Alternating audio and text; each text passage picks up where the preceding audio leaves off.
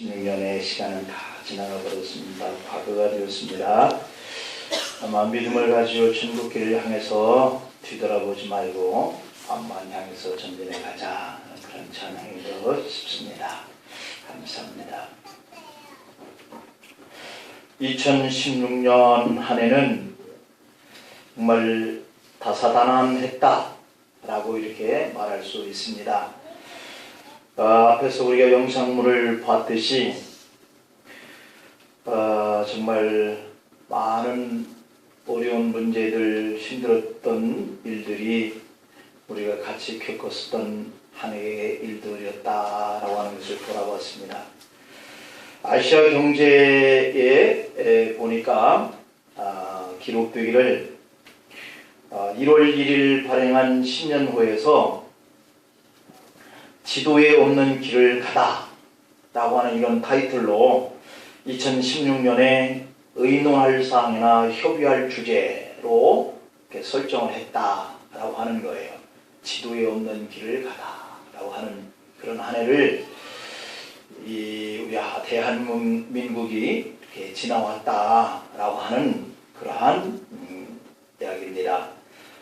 2016년 작년 한 해는 연초부터 경기 부진으로 우왕좌왕하던 대한민국은 최순실 게이트로 완전히 좌표를 잃으며 지도에 없는 길을 걸어야 했다라고 하는 것이죠. 불행히도 신대륙 발견을 위한 그런 신항로 개척, 이것은 참 부진하기만 했고 또 가서는 안 될 그런 예상치 못한 길을 간 이런 사례가 빈번한 한 해였다. 정의보다는 불의가, 믿음보다는 불신이 국민들의 어깨를 짓눌렀던 한 해였다라고 그렇게 평을 하고 있습니다. 올 한 해 정치, 경제, 사회, 문화 분야를 넘나드는 그런 최대 이슈는 단연 최순실 국정농단 사건이었다라고 이렇게 말하고 있어요.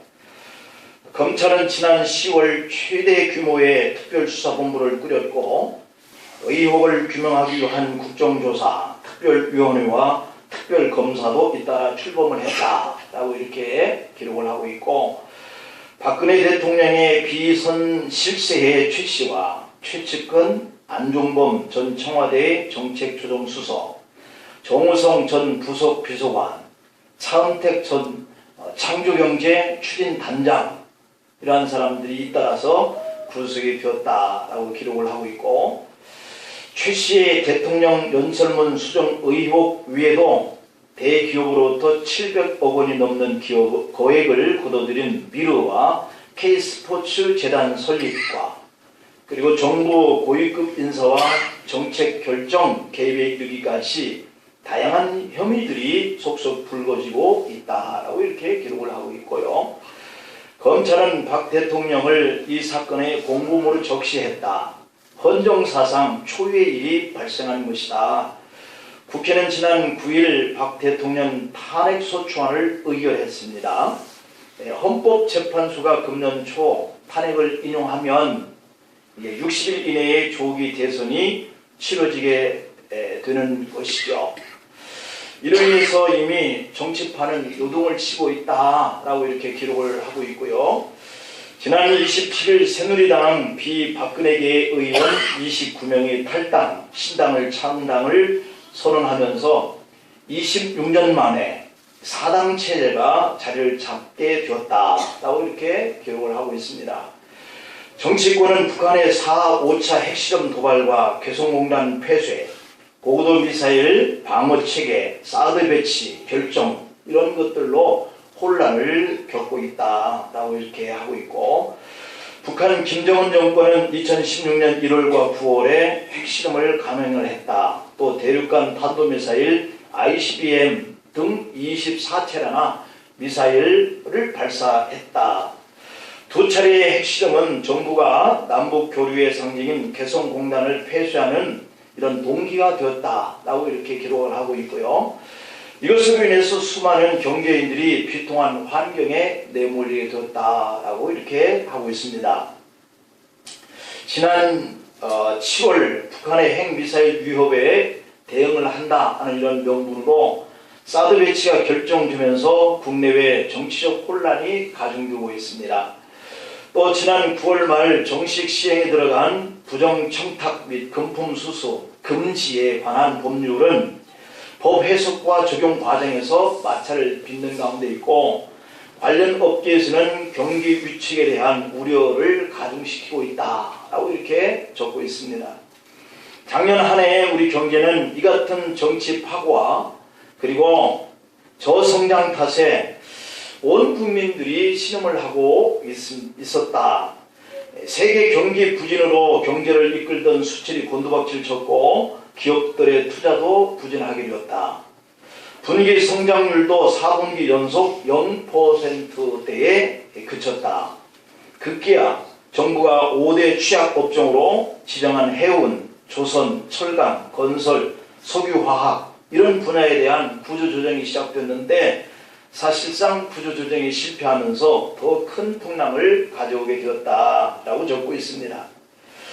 이렇게 각 신문들과 방송들이 2016년도를 이렇게 심겹게 지나왔었던 한 해라고 이렇게 말하고 있듯이 우리는 2016년을 심겹게 지나왔고 이제는 2016년도가 역사 속으로 사라지고 다시는 우리가 경험할 수 없는 그런 추억의 시간이 되었습니다.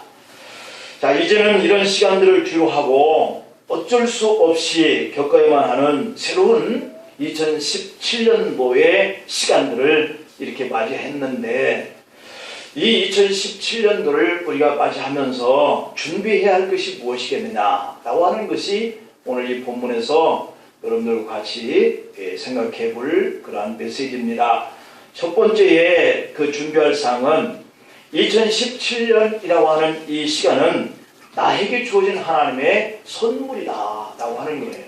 우리 각자에게는 이 힘들었던 2016년도를 이제는 과거로 돌리고 새롭게 시작하는 이 2017년도의 이 시간들은 하나님이 우리에게 다시 주신 기회의 시간으로 선물이라는 생각을 갖기를 축복합니다.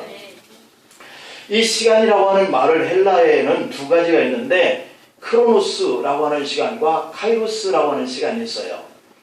이 크로노스라고 하는 이 시간은 1년, 2년, 10년, 2016년이 지나고 2017년 이렇게 연대기적으로 계속 끊임없이 흐르는 그러한 시간을 의미하는 거예요. 그런데 그렇게 크로노스의 시간이 연대기적으로 계속 흐르면서 어떤 한 시간과 어떤 날 이런 것들이 나에게 가장 중요한 의미로 다가오는 그런 찰나적인 그런 시간 이것을 카이로스 시간이다 그렇게 얘기해요.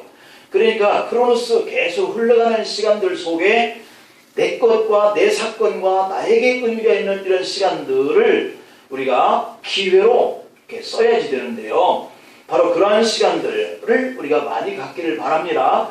그래서 그냥 의미 없이 흘러버리는 그런 시간 속에 또 한 해를 우리가 보내지 말고 연대기적으로 계속 흘러가는 이런 크로노스의 시간 속에서 나와 상관 있는 그런 시간들, 카이로스의 시간들을 우리가 만들어 가야 그것이 곧 하나님이 우리에게 주신 선물의 시간들이라고 볼 수 있어요.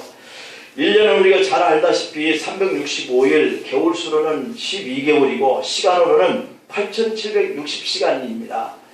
이 많은 일수와 겨울수와 시간들은 다시는 우리에게 돌아올 수 없는 시간들로 크로노스로 흘러가는 거예요.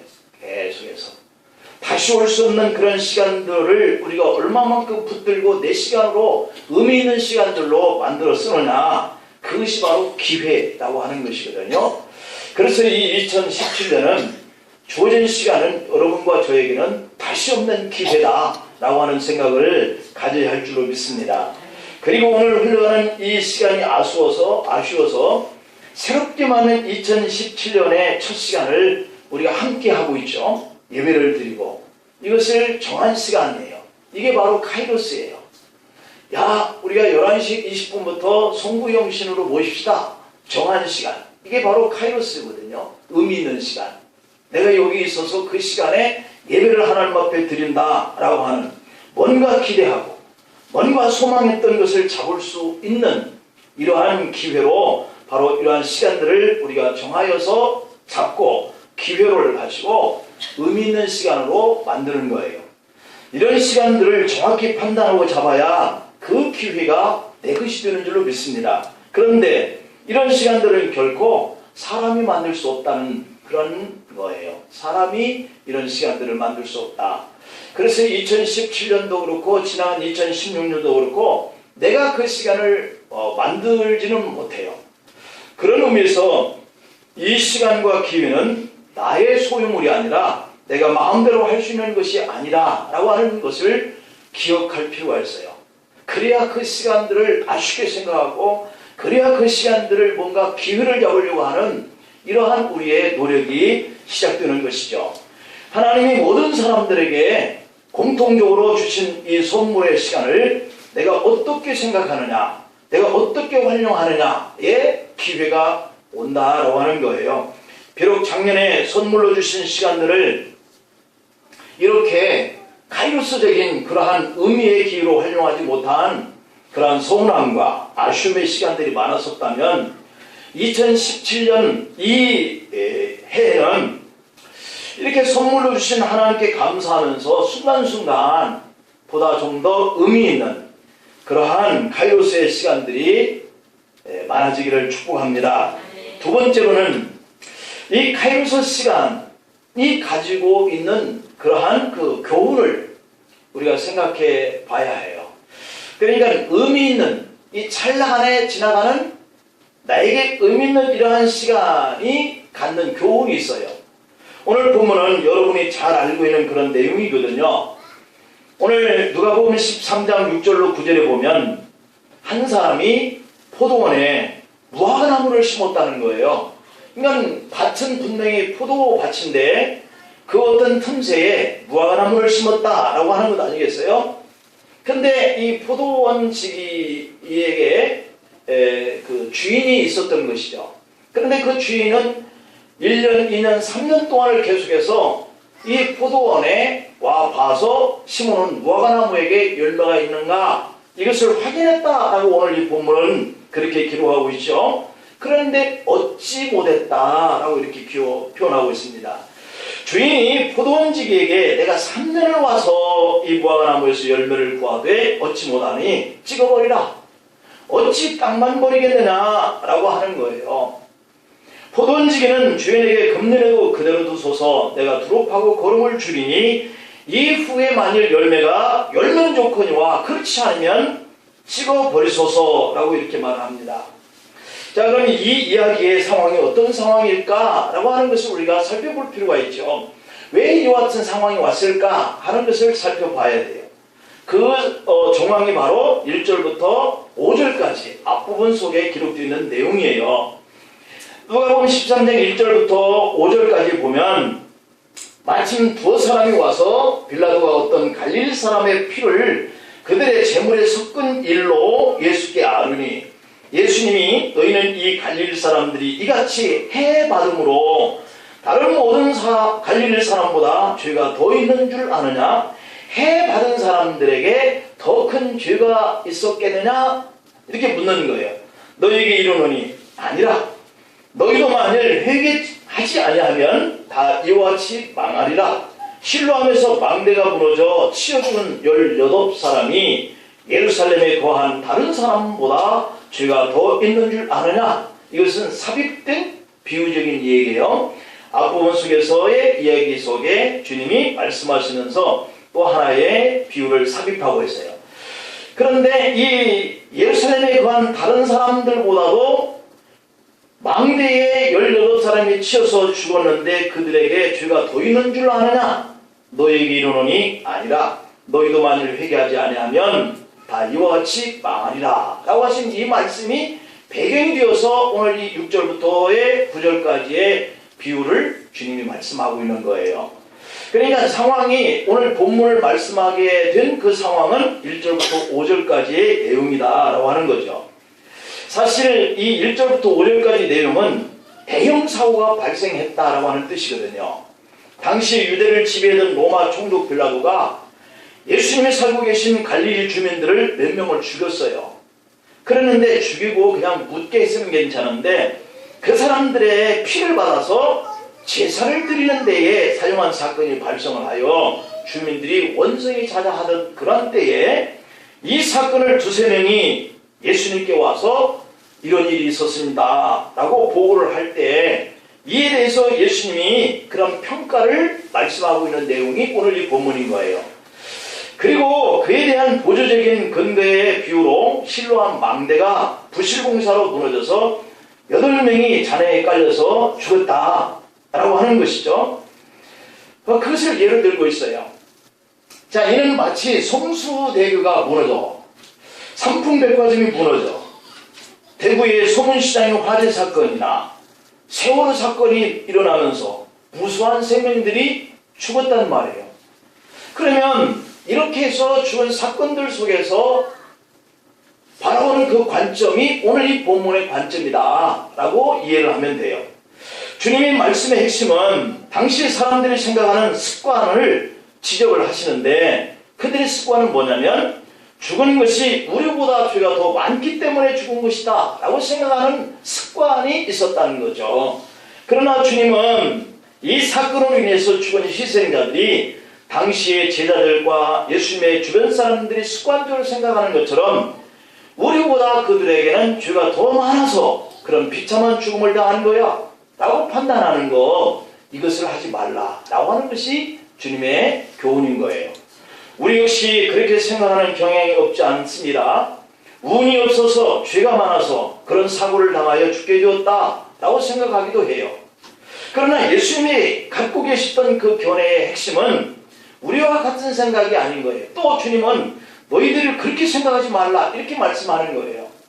그들의 죄가 우리들보다 더 많아서 죽은 것이 아니라 살아있는 자들에게 이 죽음과 이 사건을 통해서 경고하고 살아있는 자들이 그와 같은 이 경고를 받아들여서 다시 한번 기회를 갖게 되어질 수 있는 이러한 말씀을 전치하고 주님이 말씀하는 교훈인 거예요.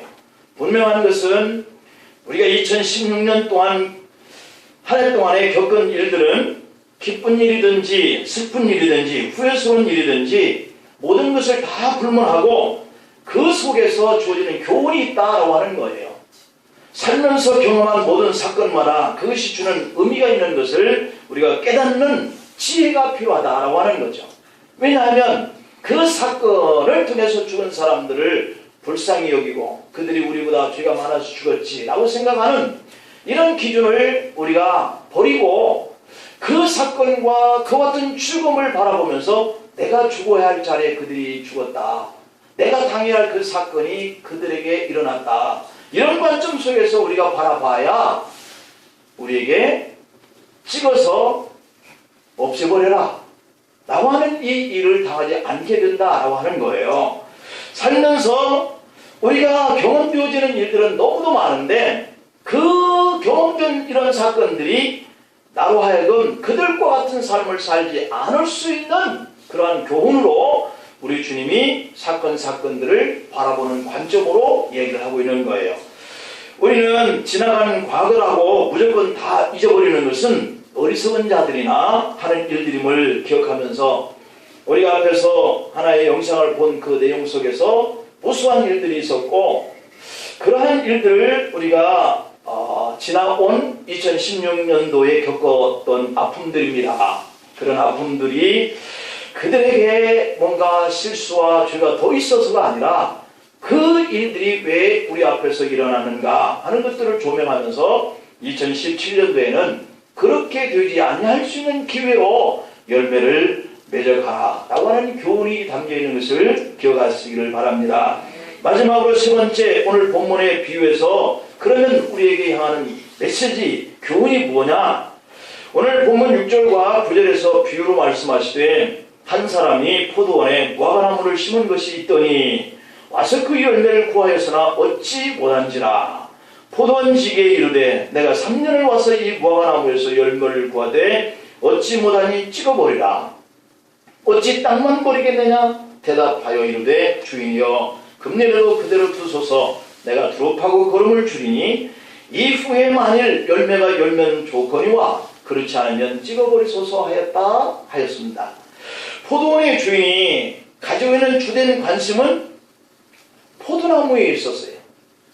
그 가운데 한두 그루 심어놓은 이 무화과나무에 이 주인은 관심이 없었다라고 하는 것이죠. 그래서 왜 밭을 버리게 하느냐, 열매도 맺지 않는 그 무화과나무를 찍어서 없애버려라 이렇게 얘기한 거예요. 하지만 무화과나무를 심은 포도원지기의 의도는 주인과는 좀 달라요. 포도원에서 포도를 이렇게 일을 하면서 이렇게 뭔가 다른 열매를 좀 먹는 어떤 그런 즐거움을 누리고 싶었던 거예요. 그래서 무화과를 포도원에 심어놓는 이 사람은 뭔가 포도원에서 무화과를 먹으면서 소소한 기쁨과 즐거움, 이것을 누리고 싶은 마음 때문에 포도밭에 무화과나무를 심은 거예요.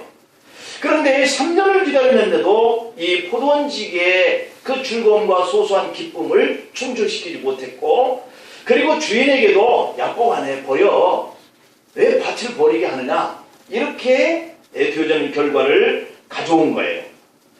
그래서 오늘 이 포도원 주인이 과원지기에게 찍어내 버려라, 땅만 버리지 않게 하라 이렇게 책망을 하고 있었다라고 하는 점이에요. 자, 이때에 과원지기가 주인에게 간청을 합니다. 제가 내년에는 열매를 맺을 수 있도록 두루 파서 거름을 주겠습니다. 그리고 내년에도 열매가 열리지 않으면 그때 가서는 분명히 찍어내 버리겠습니다 라고 하는 거예요. 이 비유 속에서 무화과나무의 입장에서 볼 때 어떤 교훈을 얻게 되었을까 하는 점이에요. 정말 무화과나무 입장 속에서는 아슬아슬한 거죠. 주인은 찍어내 버리라고 그랬고 포도원 과원지기도 내년에 찍어버리겠다 이렇게 얘기를 하고 있으니까 내년이라고 하는 한 해에 다시 무화과나무에게 기회가 주어진 거예요. 지금도 예수님은 우리를 위해서 하나님께 간청하고 있습니다. 성령 하나님은 지금도 우리의 연약함을 도우시면서 간구하고 있어요. 그런 의미에서 우리는 어쩌면 열매 없는 무화과나무가 2016년 동안에 열매 없이 지나온 것은 아닐런지요.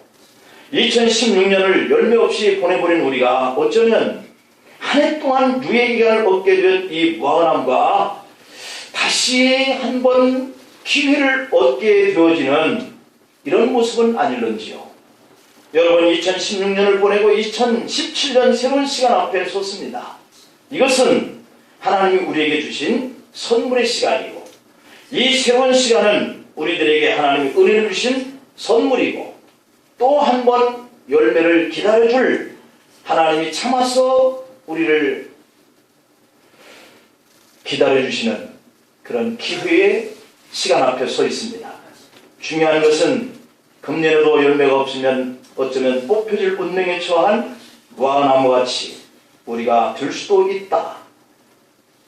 그런 거로 우리가 회개와 각오가 필요한 그러한 새해를 우리가 맞이해야겠습니다.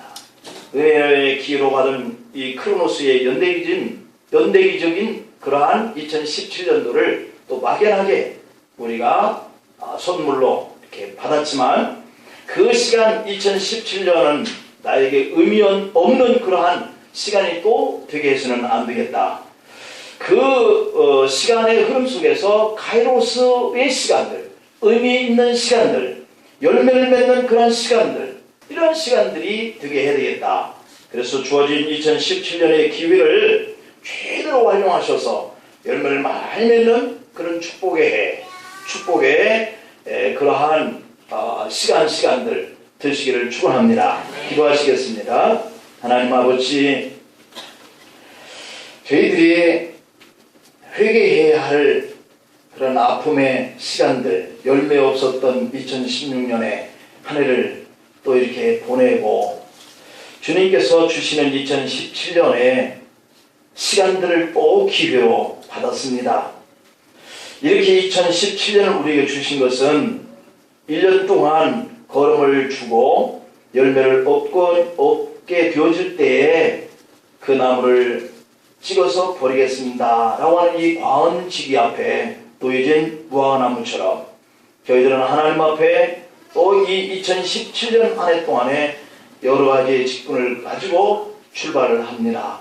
열매가 많이 맺어서 하나님 앞에 칭찬받고 하나님 앞에 영광을 돌리는 그러한 한 해가 되게 하여 주시옵소서. 예수님의 이름으로 기도하옵나이다. 아멘.